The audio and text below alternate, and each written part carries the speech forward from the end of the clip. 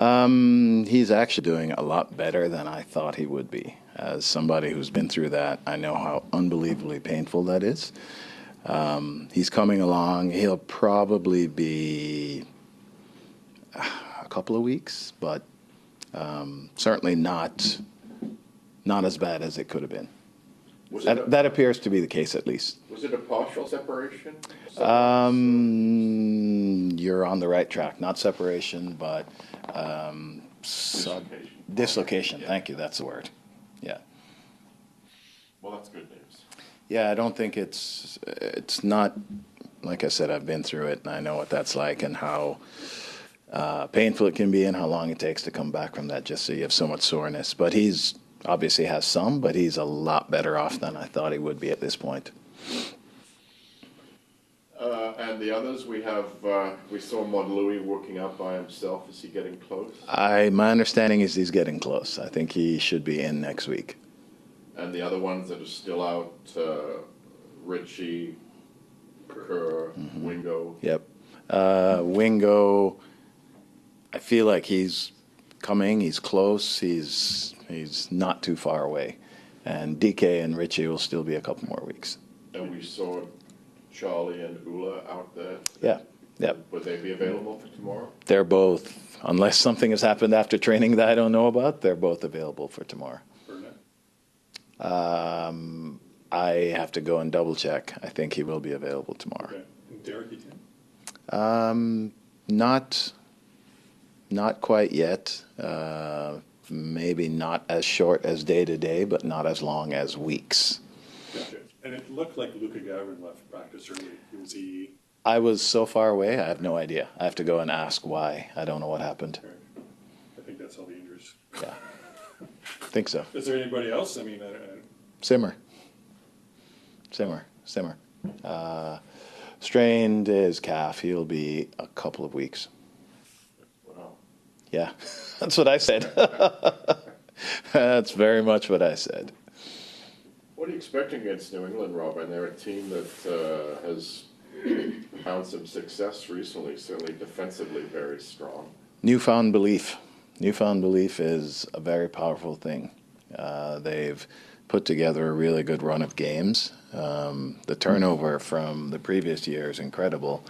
And, certainly you could say it's taken a little while to get the group to gel, but they are really performing well. Their engagement is very high. The fact that they move and play as a team is very evident. And, their defensive record has been nothing short of spectacular for the last several games, 5 games or so. So we expect it to be a very difficult game. They've become a very difficult team to break down.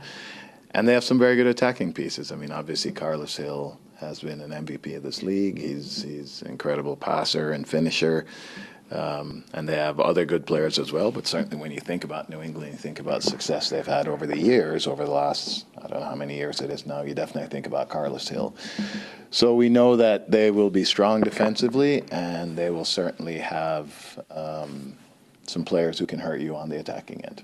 what's it like coaching against Caleb?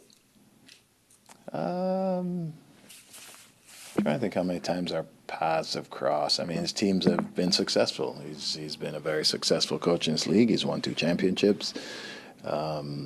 His teams have ideas, and certainly this iteration of them, they are very much playing as a team at the moment.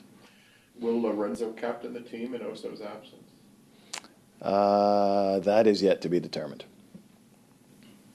It's started a really busy part of the schedule for you guys. I think it's 7 games during this month of May, which I looked it up. It's essentially 21% of the season schedule that you're playing in a compressed time. Massive, yeah. Yeah, I mean, how, an obvious question, but how huge is this month going to be for you guys? I think it's huge. I think it's, and it's to make that point without looking beyond Saturday, meaning I do think May is going to be critical for our season. But none of the rest of it matters until Saturday's done. So given the importance of the month, we still have to be laser focused on the first thing ahead of us. And if we take care of this weekend, then it puts us obviously in a good position for the rest of the month. But 21%, interesting. Yeah, that's a lot of games. And to have that many in a row at home, it could be a start of a very good thing for us, but we have to take advantage of it. Have you set, either internally or externally, like a goal for the month in terms of, obviously you want to get as much points as you want, but Right. have you set like a specific, we got to reach X at least? We haven't. And part of my thinking for not doing that is we are trying to keep the focus on one game at a time. We've talked about the importance of May. We haven't set specific targets in terms of it. I mean, like you said, 7 games, I'd like 7 wins. That'd be great. But that can't happen if we don't win the first game. So all the focus is really on the first game. On Wednesday, you talked about the team having to close out games. Does that fall into engagement when you talked about being engaged? Engagement, experience. Guys who've been in these sorts of games and wars before probably have a little bit different perspective of how the last 10 minutes should look than guys who haven't.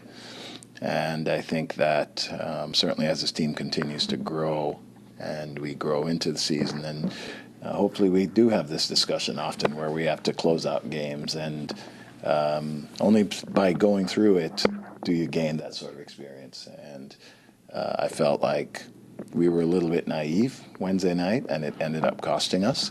But hopefully being naive Wednesday night means we're a little bit more calculated on Saturday, and so on and so forth. You had Lorenzo on the bench on the weekend with the congested schedule. Is that going to be part of how you handle him in such a busy month that you have to give him some? It's everyone. It's not just Lorenzo. I think we have to be mindful, and we just went through this list of injuries and had to take a deep breath afterwards because we were talking for so long. So we have to be mindful of everyone and try to manage everyone's minutes so that we can get the most out of everyone in terms of what they do on the field, and then in terms of just remaining healthy. I guess I asked because in the past, before your tenure, the previous coaches tried to mete out his time to keep him healthy, which didn't work, but he seemed healthy this year. He missed the first, so he must be doing something right. Well, I think, to be quite honest, Lorenzo is such an experienced player and knows himself well. And like anybody else, I'm sure he'll want to play every single game. And we have to collectively come to the right decision as to the appropriate minutes for not just him, but for all the players. He has been really, really good in this stretch of games that we've been good. And we want to make sure that we keep him healthy and obviously still utilize his talents and his brains. Was there a time, Robin, at Colorado where you faced a similar sort of situation in terms of, like, maybe not necessarily 7 games in a month, but just a really congested schedule where it was just game after game or game? Yeah. Can you recall a time in Colorado that maybe you could possibly draw upon that to help you navigate through this? It's more than in Colorado. It's really, I don't know, is it now 18 years of coaching professionally, being through this with a lot of different teams. And it's the kind of thing where when you start to chop and change to manage minutes and health and that sort of thing, when you do that and you win, then you feel like a genius. When you do that and you lose, you go, I should have just played him anyway. So it's always a tricky situation. When you get it right, it's great. And we don't always get it right, but certainly that's our intention. We spoke to Kosi earlier this week. Maybe you could just speak about him. What's been sort of your impression of him this season, especially because you've used him as a right fullback? Just interested in your take on it. Yeah, I think it's been a really interesting learning period for Kosi because, yes, he's not familiar with playing right back. Certainly we try to put our fullbacks in different positions on the field that are probably more comfortable for him. But I do feel like he's kind of the prototypical modern-day fullback, meaning he's athletic, he's strong, he's comfortable in the 6, comfortable in the 8, comfortable on the wing, and has the ability to move into all these different places. So I would say that he he kind of physically embodies kind of what that position looks like these days. And for him, it's about learning to understand and manipulate all the nuances that change a game.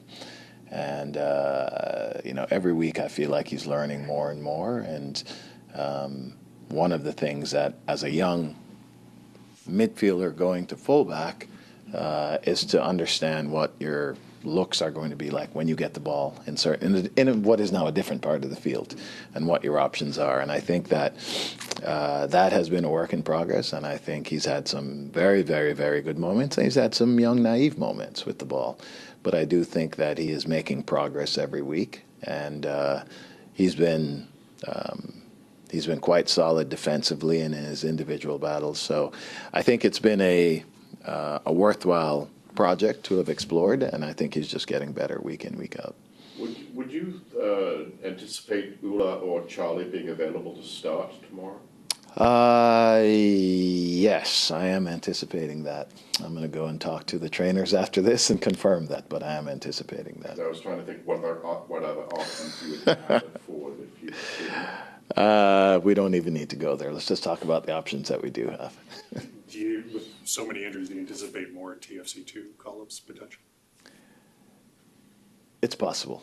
It's definitely possible with the number of injuries that we have, and there are a couple of guys there who've been doing well in their positions, and it's certainly something that we are looking seriously into. Theo seems maybe I'm wrong, he seems a player whose game is very much built on confidence. When he's confident, he's a handful. Yeah, he's a handful.